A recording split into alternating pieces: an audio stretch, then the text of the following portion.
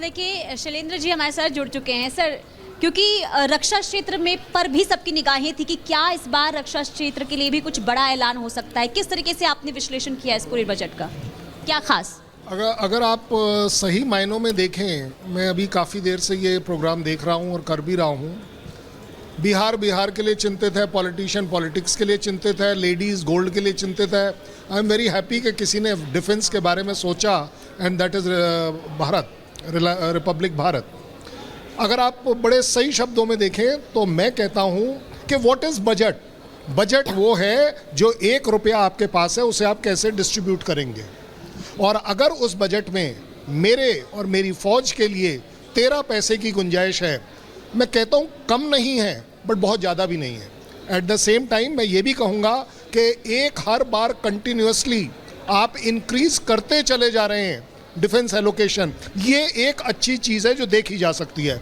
आप पैसा उतना ही दे पाएंगे जितना आपके पास है, but at the same time अगर आप इवन 4.72% इंक्रीज करते हैं पिछले बार से, मैं ये नहीं कहूँगा फिनोमिनल है, लेकिन आपकी दिशा सही है, आपकी सोच सही है। आप समझ रहे हैं कि डिफेंस वो जगह है जिसको कि आपको पैसा देना चाहिए, वो आपकी प्रायोरिटी में है। और स्पेशली ये प्रायोरिटी अब बढ़ जाती है जिस तरीके से चाइना और पाकिस्तान बिहेव कर रहा है, जिस तरीके से हम अपना मेक इन इंडिया कर रहे हैं, जिस तरीके से हम अगले साल में 35,000 करोड़ रुपए का 35,000 करोड़ रुपए का सामान एक्सपोर्ट करना चाहते हैं। सो ऑब्वियसली आप जितना अच्छा अभी इन्वेस्ट करेंगे, कैपिटल आउटले में करेंगे, मेक इन इंडिया में करेंगे, वो आपको रिटर्न आगे देगा। क्योंकि अगर विजन 2030 की तरफ जाना है तो आपको जो आज आप डालेंगे पैसा, वो आपको सोने के भाव नहीं, हीरे के भाव।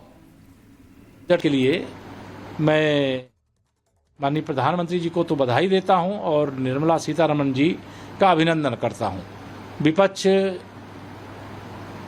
केवल जब कोई मुद्दा नहीं होता है तो बजट की आलोचना करने का केवल फैशन निभा रहा है। बाकी विपक्ष के पास कोई बजट में कमी निकालने लायक कुछ भी नहीं है, क्योंकि जिस प्रकार का बजट आया है उम्मीद से अच्छा बजट आया। सर, निर्मला सीतारमण जी ने यह भी कहा कि जो एजुकेशन लोन, जो हायर एजुकेशन, उसमें भी बच्चों को काफ़ी आसानी दी जाएगी। साथ में 1 करोड़ इंटर्नशिप और 4 करोड़ जो रोजगार की अपॉर्चुनिटीज़ है, उससे जितना भी यूथ है वो उसको एक बार में अपॉर्चुनिटी इस बार मिलने वाली है। नहीं, देखिए, युवा भारत का भविष्य है और विकसित भारत की अगर नींव पड़ी है तो देश के युवाओं के लिए बड़े कदम उठाना चाहिए था जो बजट में उठाया गया है।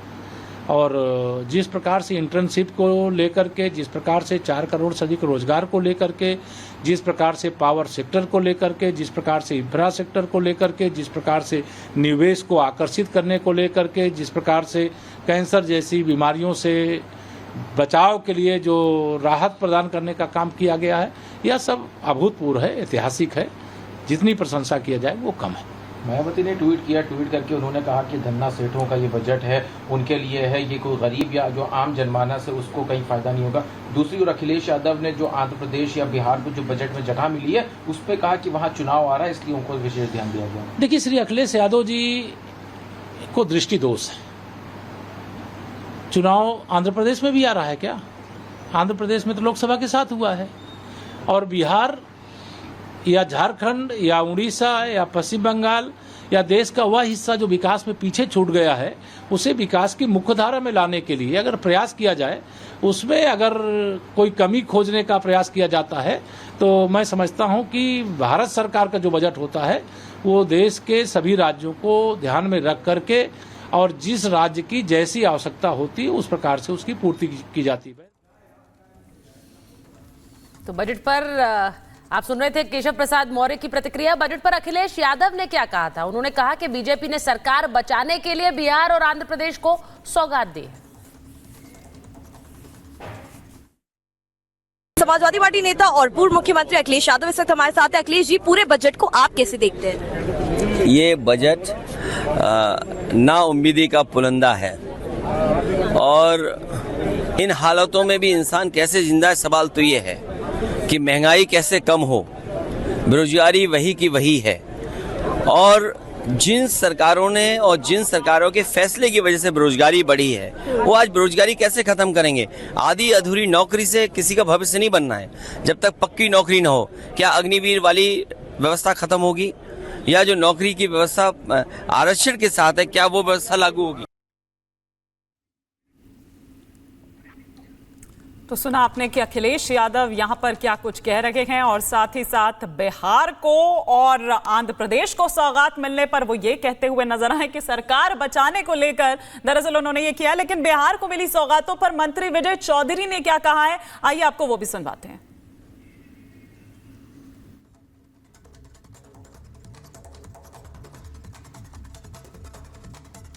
बिहार को विशेष राज्य का दर्जा नहीं मिला, विजय जी इस पर क्या कहेंगे? नहीं, हम लोग की मांग तो पूरी हो गई है ना। बिहार को विशेष राज्य का दर्जा था, या विशेष पैकेज था, या विशेष मदद थी, और वो तो मिला है। कितना विशेष पैकेज मिला? अभी तो पूरा हिसाब होने दीजिए ना, लेकिन मिला है। ये क्यों नहीं आप बताते हैं कि ये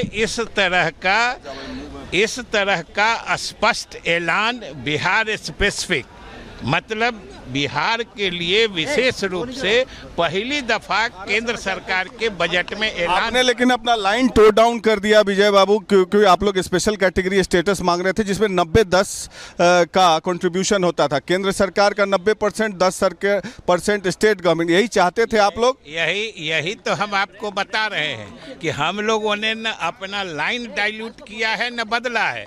हम लोग सब दिन से कहते थे कि विशेष राज्य का दर्जा इसीलिए न मांगते हैं जो केंद्र सरकार से विशेष सहायता मिलती है, और क्या होता है। लालू जी कहते हैं कि हम लेके और अब लालू जी ले लेंगे। लालू जी अपने तो यूपीए में मंत्री थे, तब तो बिहार के इस मांग को हमेशा खारिज करते थे।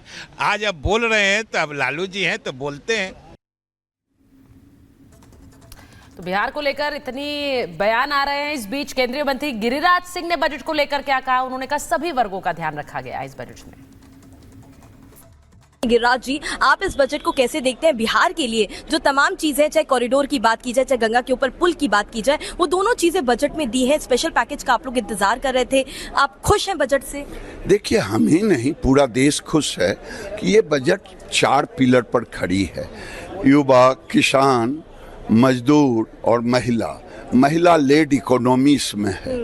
मजदूरों को, बेरोजगार युवकों के लिए इंटर्नशिप, कई ऐसे योजना हैं जो पूरे देश को समाहित करके 4 पिलर पर, उसके जो स्टेक होल्डर हो सकता है इंडस्ट्रियल भी उसके एक स्टेक होल्डर हो, तो सारे 4 पिलर पर है। जहाँ तक बिहार का सवाल है, बिहार का जब बंटवारा झारखंड बना तो बिहार को कहा गया था विशेष पैकेज का, और विशेष राज्य की दर्जा शुरू से मांग की जा रही थी, लेकिन न कांग्रेस नहीं दिया। लालू जी उस समय किंग मेकर थे यूपीए सरकार में, उन्होंने नहीं दी।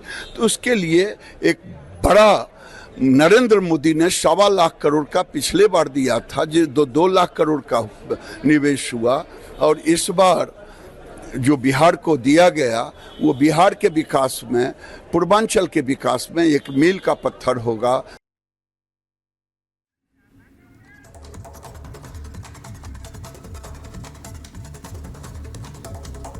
तो प्रतिक्रियाएं लगातार आ रही है। गिरिराज सिंह को भी आप यहां पर सुन रहे थे, और अब बात हम करते हैं सेना की, बात हम करते हैं रक्षा क्षेत्र की, कि आखिर उसके लिए क्या दिया गया है, क्योंकि रक्षा बजट पर, रक्षा क्षेत्र पर सभी की नजर लगी हुई थी। लेकिन यहां अगर हम देखें तो 4,54,773 करोड़ रुपया जो है वो दिया गया है रक्षा क्षेत्र की। अगर हम बात करें तो रक्षा क्षेत्र की स्पेंडिंग 4,54,773 करोड़ रुपए 24-25 में आवंटित किए गए हैं।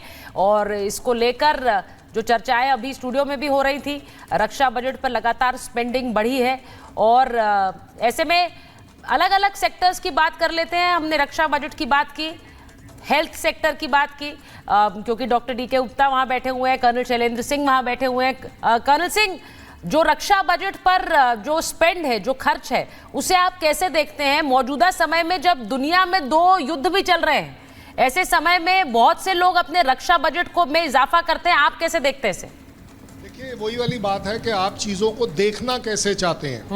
आप सिक्के का गलत साइड देखना चाहते हैं या अच्छा साइड देखना चाहते हैं? मैंने अभी कहा कि 1 रुपया आपके पास है, उसमें से 13 पैसे आपने डिफेंस के लिए डाले हैं, आप इसे कम समझते हैं ज़्यादा?